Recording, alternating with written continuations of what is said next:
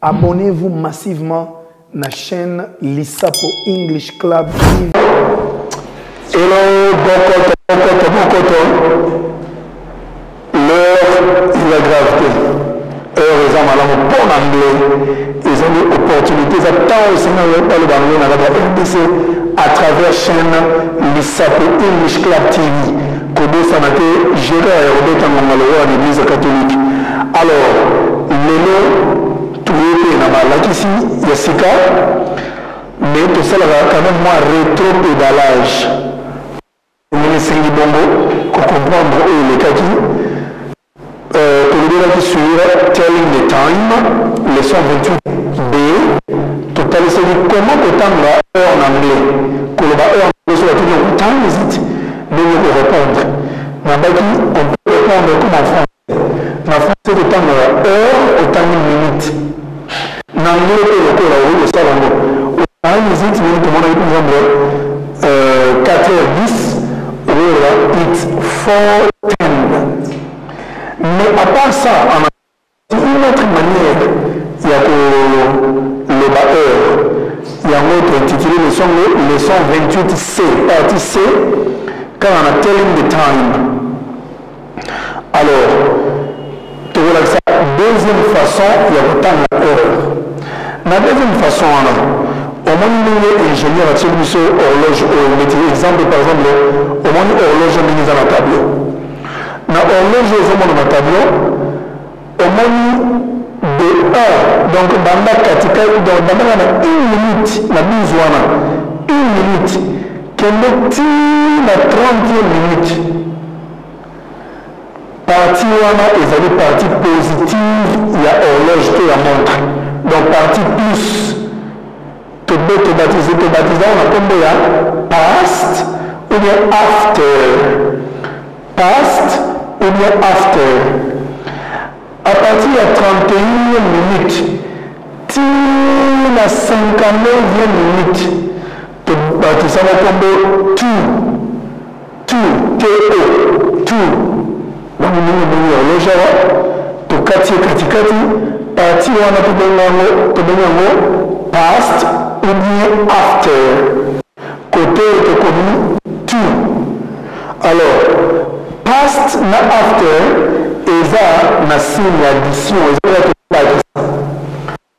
Na partie to, et là, tu as la soustraction. Alors, au moment de temps de heure, par exemple, 9h15.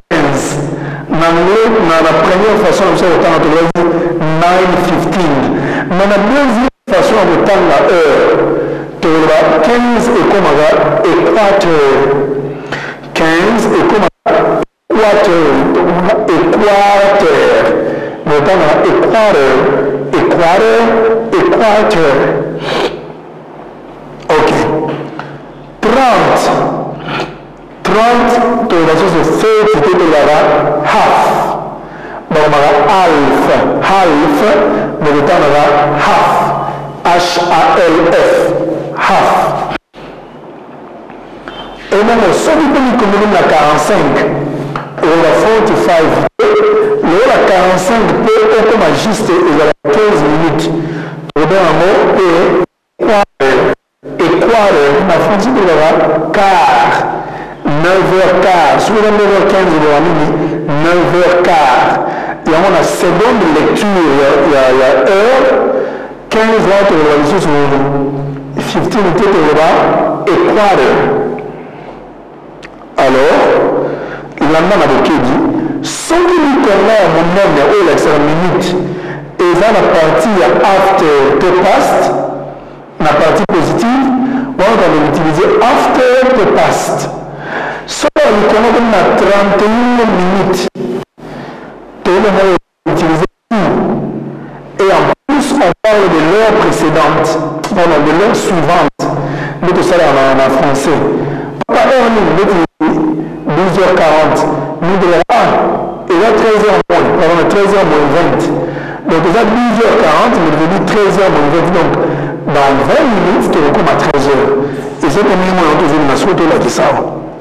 Alors, on a dit ça, le besoin juste et changer, juste et changer à rater.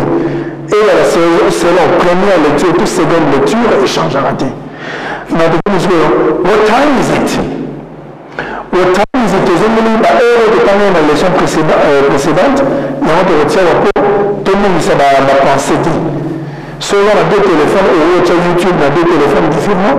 Au état là, première leçon, la leçon, vous avez même heure et vous allez comparer.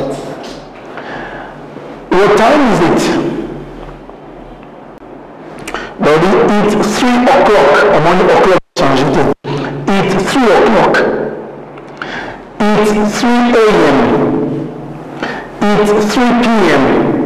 Ou it's 100. Mais la deuxième lecture est en addition. La deuxième heure en addition, on dit, what time is it? La première lecture, tu vas dire, it's 4:10. Mais si vous avez la seconde, on dit, hour, tu vas rendre temps à minute, tu past, na kati, soit past, to after. Et donc, on dit heure. Tu vois, it's 10 past 4. Et nous, il est 4 ou 16 heures passées de 10 minutes. Donc, il y a 10 minutes passées depuis de côté 16 heures ou 4 heures. Soit là, it's 10 after 4. L'américain va utiliser la ligne after, past que va utiliser. Deuxième heure. What time is it? Au moins ici, tu as 9h15. Au lieu de 15 past 9, tu as it's a quarter past 9. Donc, il est 9h15. It's a quarter past 9. It's a quarter past 9. Heure, il a dit, tu as 1h ou 13h23. What time is it? It's 23 past 1. Nocha past kuna mpoli kama mmenezera na mpanzi ya past na after. What time is it? 7h30. Au moins na lecture na msio le 7:30. 7:30. Si quoi est le 7:30 sur 30 to the is a half. To the it's half past 7. Donc les 7 heures passées de 30 minutes. Alors, quel est ce scénario? 2h ou 14h31. Nous avons donné le mot na katikati ya première minute tina 30e minute et côté déjà la partie à tout. So what time is it? To it's 17 plus à 5h43. Dans combien de minutes il fera 6 heures? Dans 7 minutes. So it's 17 to 6. It's 17 to 6. Donc, dans 17 minutes, il fera 6 heures. It's 17 minutes, it's 17 minutes to 6. Je pense que ça va. Ok. Peut-être la heure, monsieur. Tout le monde 11h45. Tant que tu es 11h45, il nous reste combien de minutes? 15 minutes, peut-être comment 12 heures. Pardon, oui, peut-être comment 12 heures.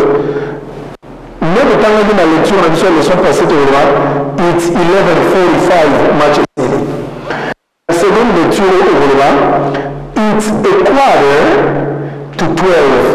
Donc dans 15 minutes, pardon, dans 15 minutes, il fera 12 heures. Peut-être on a en français, 12 heures moins les quarts.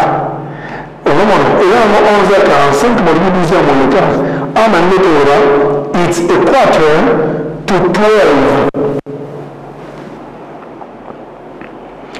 Alors, heure en addition, il y a Souka. What What time is it? Maintenant que tu as vu la leçon sur le besoin de it's 1:58. Il est 13h58. Mais ensuite, le temps it's 2 to 2. It's 2 to 2. Because on a 2 to 2. 2 to 2 to 2. 2 to 2. Donc, dans 2 minutes, il fera 2 heures. Ou dans 2 minutes, il fera 14 heures. It's 2 to 2. Ok? Merci, Mili. Dans le coup d'Alandi. Pratiquez toujours. Dans le coup practice makes perfect. C'est en forgeant qu'on devient forgeron. Et on a dit,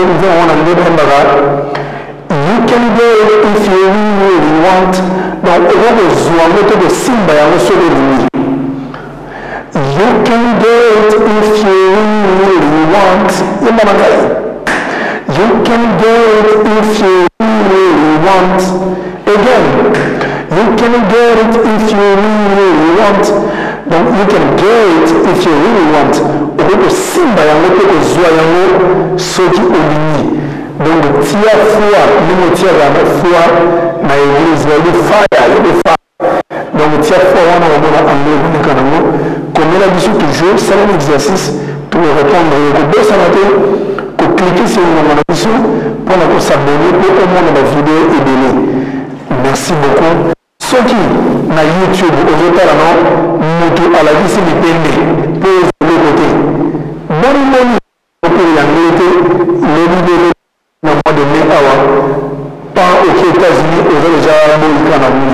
Merci beaucoup, au revoir. Anglais moko bazo l'accepter na ndenga lingala pour comprendre facilement. Belé bozo déplacer bozo ki na mboka ba paya ozo na monoko anglais bozo na et compréhension na likambo ba ko biso ya pété au comprendre anglais te ba tindi ko mulai pona ba schéma ko sama ko ba monoko anglais za pété ça simple langue ko banga ngote bokota na club isa English TV bango ba laksa ka penda na ndenge ke muto azana matière ko banda 01 o ka penda how are you Kisuka